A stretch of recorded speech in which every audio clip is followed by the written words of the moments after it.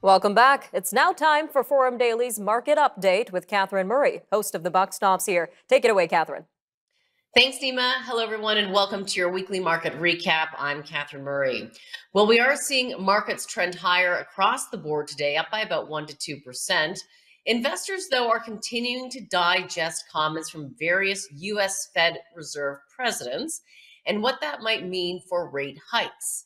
Recall the markets gained about 6% last week. That's after Atlanta Fed president indicated a potential September pause in interest rates. Well, this week he did walk that back a little bit. And we've also heard from Fed's Brainerd today in an interview on CNBC that it's hard to see the case for a pause in rate hikes in September, but did go on to note that if inflation improves, then maybe it would be a 25 basis point hike versus a 50 basis point hike. Bottom line, the markets are continuing to be headline driven surrounding how aggressive or not the U.S. Federal Reserve will be. With the key concern, of course, that they will tighten or over tighten and cause a recession. So that is what the markets continue to move off of last week as well as this week. This week, it continues to be in favor to the upside in the markets, at least today. We'll see how the week rolls out.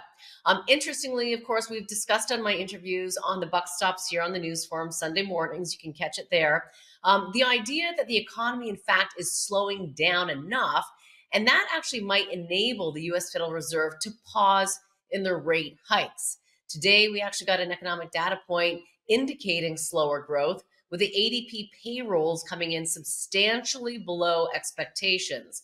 The release, in fact, also noted hiring tempered across all industries. The focus, of course, will be on tomorrow's non-farm payroll in the United States. Consensus is looking for 333,000 job gains and an unemployment rate of 3.5%. We'll watch for that tomorrow morning. Now, in terms of the market today, though, it is definitely a risk-on day in the U.S. and Canadian market. The idea of peak inflation is a tailwind for markets. In other words, perhaps we've seen the worst as it relates to the inflation picture. We also, of course, have oversold conditions in the market and depressed investor sentiment. So taken together, that's one of the key reasons for why we're seeing these markets move higher. Importantly as well, there's also optimism surrounding China reopening from their latest round of lockdowns on the back of increased COVID cases. So again, obviously with the second largest economy in the world, that can have a large impact in terms of the economic growth picture going forward. Away from that, as we look at the markets in the United States, consumer discretionary is leading the gains. So just think casual diners, department stores, hotels, autos, cruise lines, all performing well. So that reopening trade and a better economic outlook is performing very well today. We also, of course, continue to see the commodity complex do very well.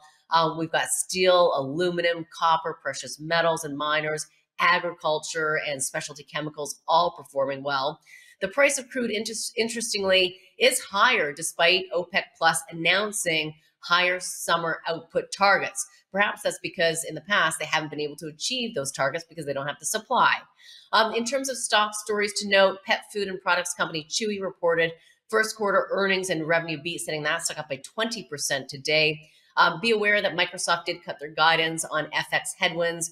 Recall the US dollar has been very, very strong, puts pressure on companies as well as the emerging markets.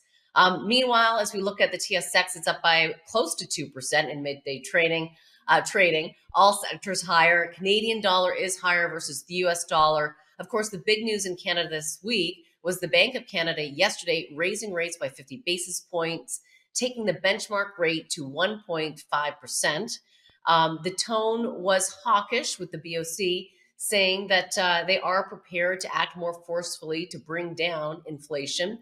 The press, of course, noting the possibility for 75 basis points hikes in the coming months. Interestingly, though, we are actually seeing a slowdown in building permits, residential permits down by 3.3%. In terms of stock stories, I would just note Descartes Systems reported better than expected quarterly earnings, setting that stock up by 2.5%. And Tourmaline in the energy space declared a quarterly cash dividend increase.